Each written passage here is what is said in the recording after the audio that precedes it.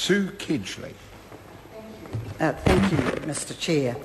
Well, George Orwell coined a language that he called doublespeak, and it's a language which makes the bad seem good and the inappropriate seem appropriate. And I have never or seldom heard so much doublespeak coming from the opposition and from ACT as this bill. So we have a bill which we say is all about increasing openness and transparency. And then we read the fine print and we discover that it is gutting the consultation procedures in the local government bill so that it will reduce or take away the openness and transparency. It will remove the requirement that councils have to make decisions that will significantly affect the capacity of local government. It removes the requirement to consult with the public if they want to contract their water or other services out. It will remove the requirement to consult with the community when councils construct, abandon or replace strategic assets. Can you believe it? And they're saying that this will increase the openness and transparency of local government. The only word to describe it is Orwellian. And the other thing is the opposition are trying to pretend that allowing a private water company to own water infrastructure and manage it for 35 years is not water privatisation. What a joke. It is, all the best Orwellian language in the world, and the truth is what this bill is all about is allowing private water companies to come in and take over our water supplies for 35 years, to own them, to manage them, to control them. Now, water privatisation, as I was saying yesterday, it has a terrible record right around the world. And the reason for that is that once a private water company takes over a local water supply, the whole goal is to maximise profits for the water company, not to protect the public interest. And how do they maximise their profits? They do three things. Immediately they shed the workforce, about 25 to 50% in most cases are immediately shed, and the working conditions are reduced. The second thing they do to increase their profits is to increase the price of water. And I'll refer to what they did in the United Kingdom. But the third thing they do is they underinvest in the asset. They don't bother fixing the leaks. They do what Fay and Rich White did to our railway network. They just run it down, and they, instead of investing in upgrading the water infrastructure, they siphon all of that money off into the profits of the shareholders.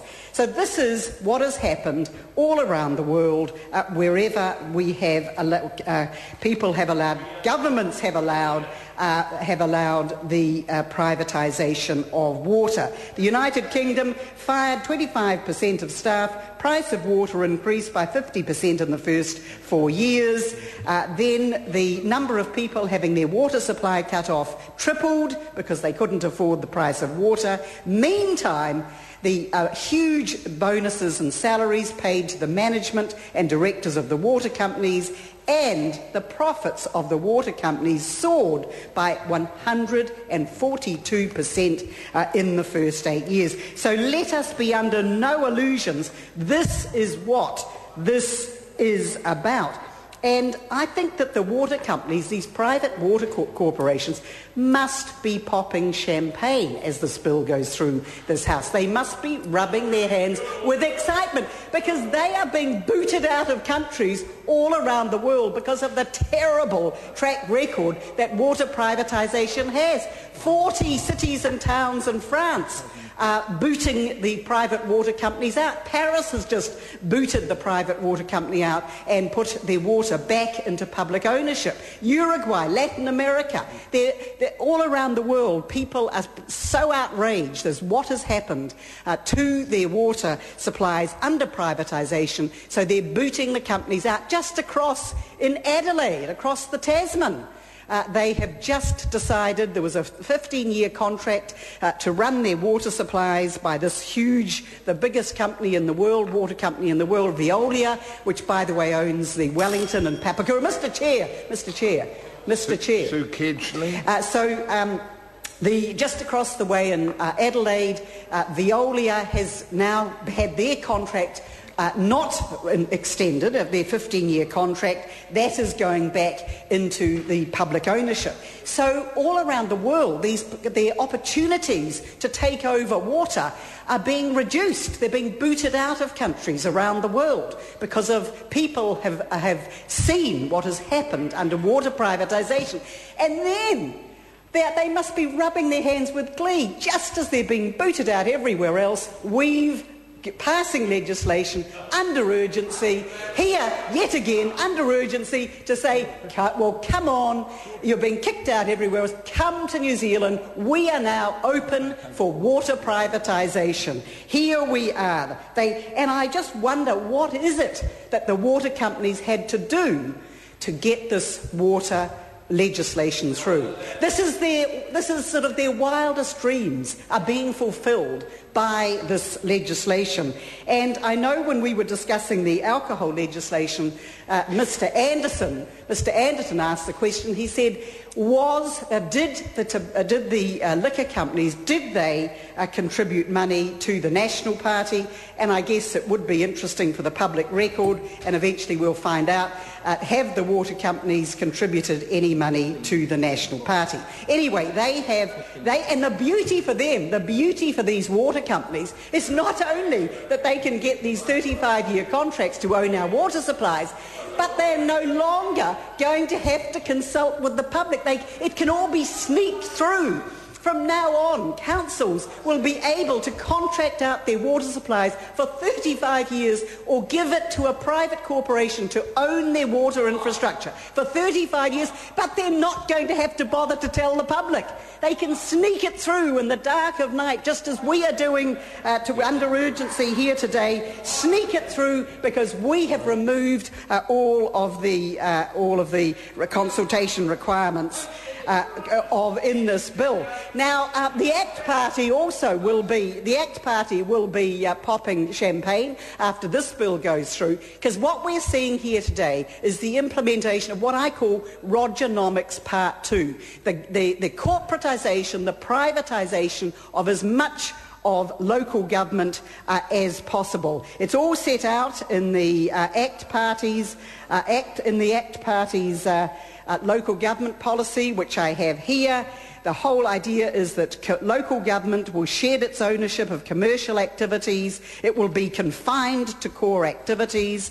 Piped water will be supplied on a fully commercial basis, and the contracting out of services will take place. So this is the ACT local government policy, and this is being implemented today in this bill, so the ACT Party, as well as all the private water companies around the world, will be popping champagne. They'll be rubbing their hands with glee.